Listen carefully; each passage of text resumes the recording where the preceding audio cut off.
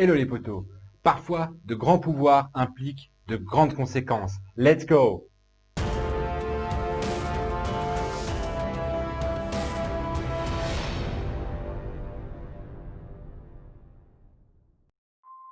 On se retrouve donc aujourd'hui avec la suite du cultissime Shining, Doctor Sleep. Le film il a été réalisé par Mike Flanagan, à qui on doit The Mirror, Pas un bruit ou Ouija, les origines. Concernant les acteurs, on a tout d'abord Ewan McGregor dans le rôle de Danny Torrance. Alors, Ewan McGregor, c'est Obi-Wan Kenobi dans la prélogie des Star Wars. Il est aussi dans Big Fish de Tim Burton ou même dans l'excellent Trainspotting. Le deuxième, c'est Rebecca Johnson qui joue le rôle de Rose O'Hara et on l'a vu dans La fille du train. On l'a vu aussi dans The Greatest Showman ou même dans Mission Impossible Rogue Nation. La dernière, c'est Kyle Curran qui joue le rôle de Abra Stone. Alors c'est vraiment son deuxième film au total, mais vraiment son tout premier film en tant qu'actrice principale. Son premier film était I Can, I Will, I Do. Voilà pour l'ensemble des acteurs. On passe maintenant à l'intro et on se retrouve très peu de temps après les événements de Shining. Danny Torrance est avec sa maman, il a toujours son pouvoir, son Shining, son pouvoir de télépathie. Et il a, grâce à son pouvoir, un contact avec Halloran, qui est le cuisinier du premier, qui avait aussi le pouvoir du Shining, qu'on voit dans le premier, et qui a été tué par Jack Torrance. Halloran va lui servir de formateur, qui va l'aider à maîtriser ses pouvoirs au fil de sa vie, etc. En grandissant, Darin va aussi développer une dépendance forte à l'alcool, comme son père, et il va beaucoup errer sur les États-Unis, et il va très rapidement rencontrer Bill, qui va devenir son meilleur ami et qui va l'aider à s'en sortir. Il va notamment trouver un petit boulot en tant que nettoyeur dans un hôpital et la nuit, alors que tous les infirmiers et les docteurs sont absents, il va accompagner les mourants dans l'au-delà. Mais durant cette période, il y a une petite fille, Abra Stone, qui va rentrer en contact avec Danny grâce à la télépathie, puisque elle aussi possède le Shining, sauf qu'elle l'a de manière beaucoup plus puissante. À côté, en parallèle, on a un groupe d'inconnus qui, eux, kidnappent des enfants pour on ne sait quelle raison. Voilà pour l'intro du film. On passe maintenant à la critique et on commence avec Ewan McGregor. Alors, honnêtement, dans le film, je trouve que c'est le personnage le plus intéressant, le plus nuancé, le mieux écrit. On a vraiment un Danny qui suit assez bien de ce qui devrait venir, en fait, grâce à cause de ses pouvoirs. Les pouvoirs vraiment qui ont un impact sur sa psyché, sur son mental. C'est pas un atout d'avoir un pouvoir. Et voilà, et lui, il le joue assez bien, Ewan McGregor, mais je trouve qu'il y a certaines scènes où il les joue de manière un peu plus fade. Et je trouve que du coup, moi qui adore Ewan McGregor, je suis plus exigeant aussi, du coup. Je trouve que dans ce film-là, il est pas au sommet de sa forme. Il joue très bien, attention, ça reste quand même une bonne interprétation, mais c'est pas la meilleure interprétation d'Ewan McGregor. Mais ça reste quand même bon en général. Rebecca Johnson, elle, j'ai eu énormément de mal avec ce personnage, mais vraiment, tant avec le personnage qu'avec l'actrice. Déjà, le personnage, dans l'écriture, c'est un personnage qui est assez superficiel, qui manque de nuances, qui manque de subtilité, qui est trop, quoi, qui est trop. C'est trop dans le trop. Et Rebecca Johnson, avec son interprétation, elle va encore marquer ce côté un peu cliché du personnage, côté théâtral et tout. Et du coup, ça va donner un personnage qui manque vraiment de nuances, qui est presque trop manichéen, quoi. Je sais pas, j'ai détesté ce personnage. Kyle Curran, alors elle, pour le coup, il faut pas oublier, c'est son deuxième film, vraiment. Donc elle s'émerde pas trop mal, malgré que l'écriture de son personnage soit un peu irrégulier. Donc tantôt le personnage il va évoluer d'un coup, et tantôt il va y avoir des longueurs sur son évolution qui sont inutiles, quoi. Et malgré tout, on arrive à s'attacher à ce personnage, on arrive à s'attacher à l'actrice, on sent que c'est qu'elle débute, c'est une petite fille, vraiment, mais elle se démarre quand même pas trop mal, franchement. Je trouve que c'est une actrice qui a du potentiel. Donc voilà pour les acteurs. Ensuite, si je passe vraiment partie décors et accessoires. Alors les décors, forcément j'ai comparé avec Shining, obligatoirement, et force est de constater quand même que sont moins impactants. On voit quand même que Flanagan a essayé de conserver ce côté très isolant que Kubrick avait fait avec Shining, donc vraiment le côté, la chambre qui est vraiment isolée, le petit village isolé, tout ça. Il a essayé de garder ce côté isolement que Kubrick avait vraiment mis très en avant dans le premier. Mais ça marche moins bien. Mais ça reste quand même des décors assez sympas, mais c'est quand même, ça marche beaucoup moins bien, je trouve. Après, les accessoires, c'est pareil. Dans le premier, voilà, on a des accessoires qui sont marquants, qui ont marqué le culte du film. Par exemple, le tricycle de Danny, la hache de Jack Torrance, la machine à écrire, la fameuse machine à écrire située dans le hall de l'hôtel. Voilà, c'est vraiment des éléments de décor qui permettent de marquer un film. Ici, dans celui-là, de nouveau, on a cette absence. On a des éléments de décor, oui, mais c'est plus, ça ramène plus au premier en fait. Donc, voilà, je trouve que ça manque d'impact les accessoires. Ensuite, on passe à la partie mise en scène. Et alors là, pareil, on a des mises en scène qui sont absolument sublimes. Franchement, il a pris des angles, Flanagan, euh, avec des espèces de, comment dire, par exemple des clairs-obscurs, des effets d'ombrage, absolument formidables, des plans larges, vraiment sur des, qui donnent une espèce d'impression d'isolement. Donc on a vraiment des très très belles scènes. Et parfois, on a des scènes qui sont complètement hyper classiques, hyper lambda. Et en fait, on a l'impression en fait que Flanagan il s'est dit ouais genre cette scène-là je la kiffe. Enfin, là je vais la travailler comme un taré. Et du coup on a une belle scène avec des bons angles, etc., etc. Et puis on a des scènes genre ça lui faisait chier limite. Et puis voilà, il a fait un truc classique. Mais le problème, c'est que entre les scènes qui sont assez bien foutues et celles qui sont vraiment banales, bah, en fait on a l'impression que les banales sont très mauvaises. Il y a une espèce de grosses différences.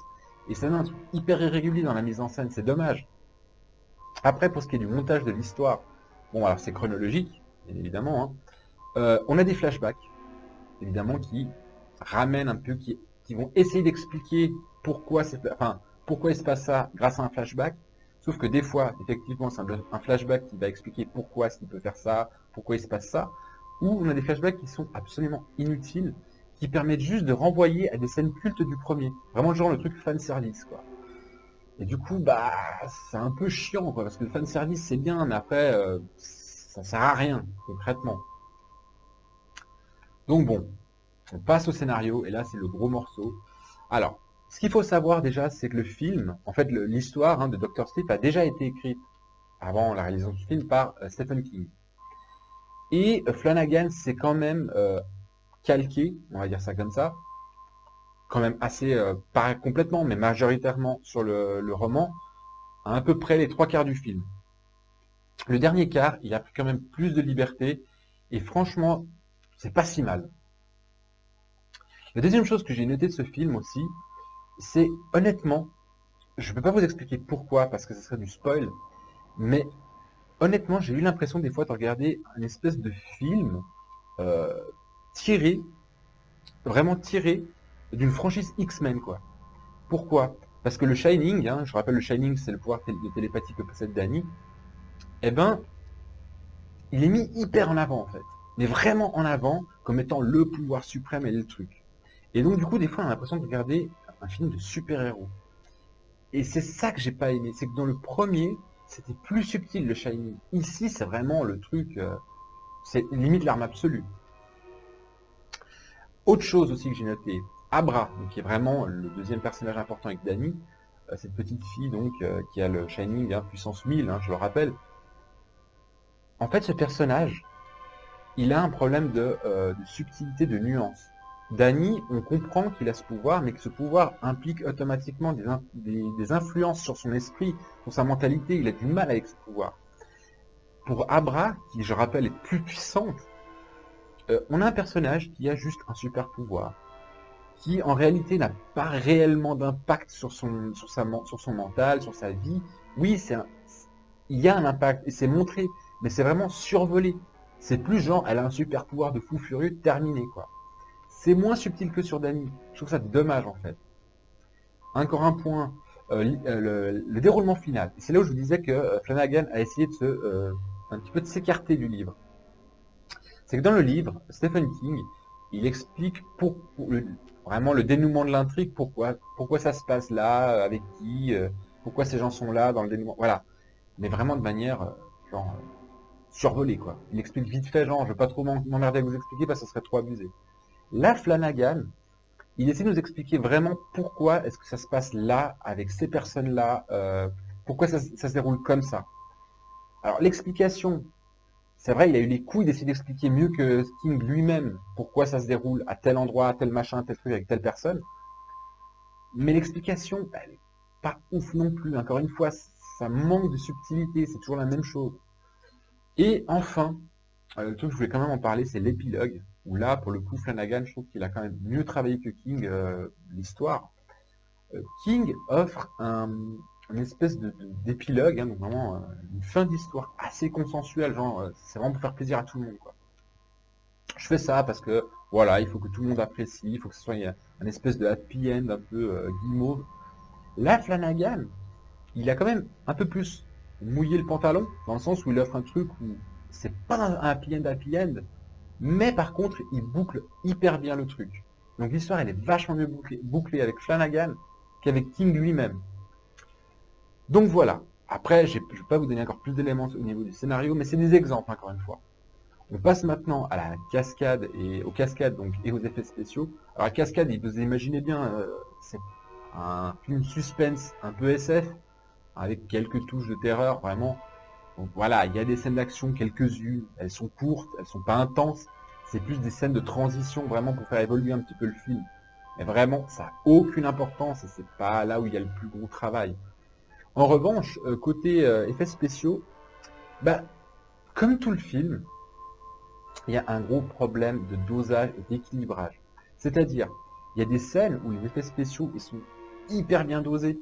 Vraiment, on met des effets spéciaux plus là parce que cette scène-là, sans les effets spéciaux et sans le côté artistique et tout, eh ben, elle serait pas aussi forte.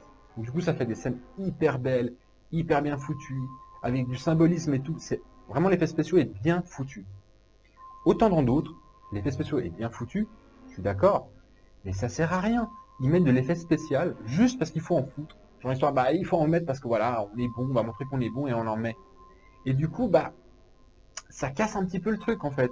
Parce que la scène, elle serait pas moins bonne sans effets spéciaux, elle serait peut-être même plus intéressante et plus intense. Là, ils en ont mis genre, on doit en mettre quoi.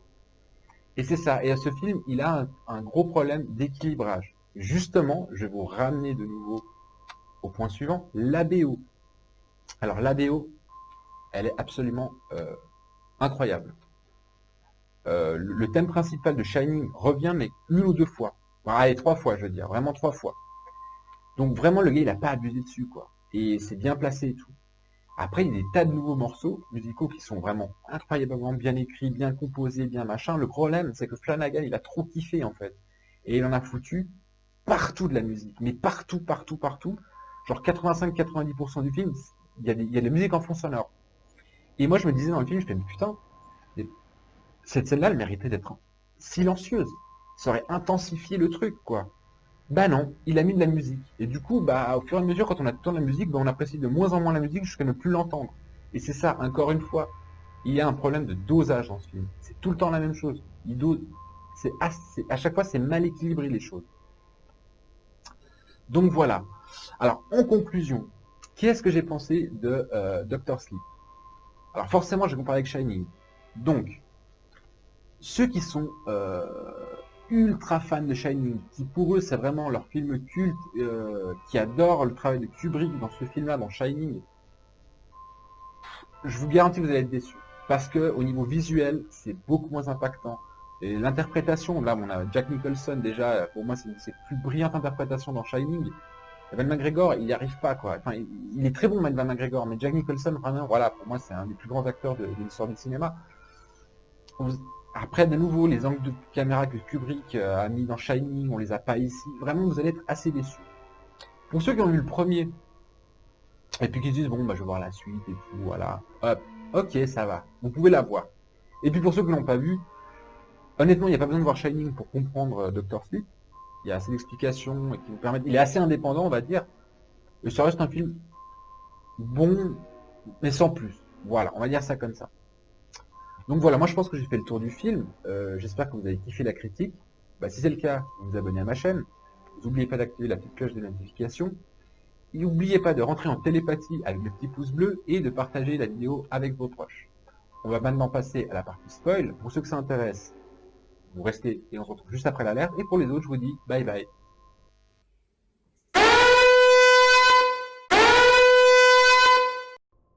On se retrouve donc avec la partie spoil en 4 points. Le premier point que j'ai noté, justement, je voulais vous parler de Abra et de ses pouvoirs. Vous allez voir que dans ce film, Abra, en fait, la meuf, c'est une gamine de 8 ans, 12 ans, quelque chose comme ça, approximativement.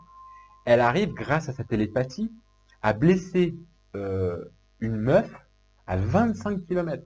Donc elle est encore plus puissante que Dany, et pourtant ce pouvoir-là, avec lequel Dany est super affectée, bah elle, pas du tout. Oui, elle est un peu affectée, mais c'est pas mis en avant.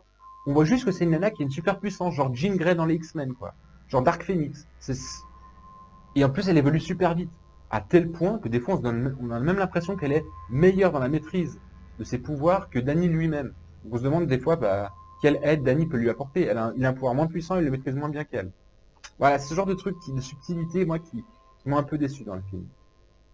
Le deuxième truc que j'ai noté, donc le deuxième point, c'est voilà, ces fameux, comme je vous disais, il y a un groupe qui kidnappait des enfants. En fait, ce groupe-là, c'est pareil, c'est des mecs qui ont du Shining, hein, comme Dany et Abra.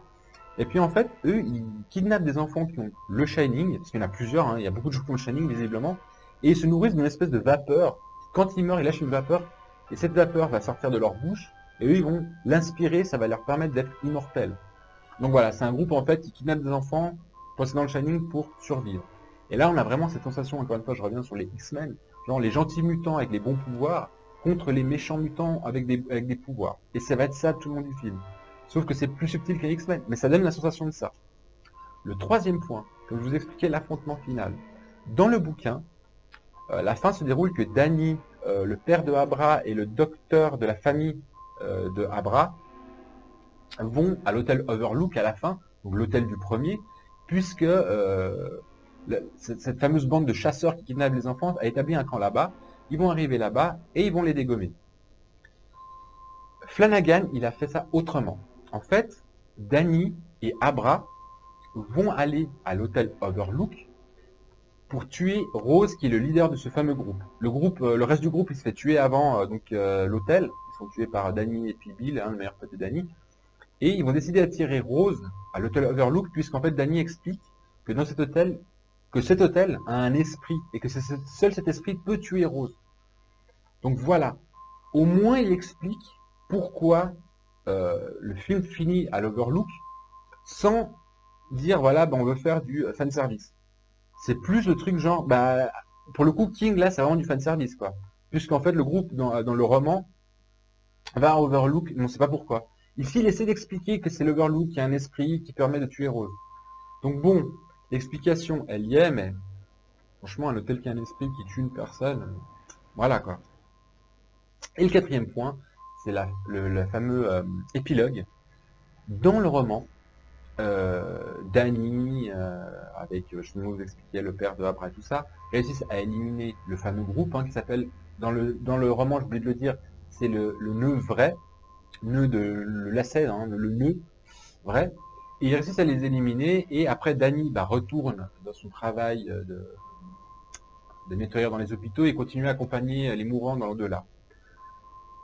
Et Abra rentre chez elle. Dans le film, Flanagan était plus intelligent, puisqu'en fait, à la fin, Dany meurt dans l'incendie de l'hôtel, en fait, pour pouvoir éliminer enfin l'esprit de l'hôtel. En fait, il est obligé de rester dans l'hôtel pour le retenir, et il brûle l'hôtel, et Dany meurt à l'intérieur.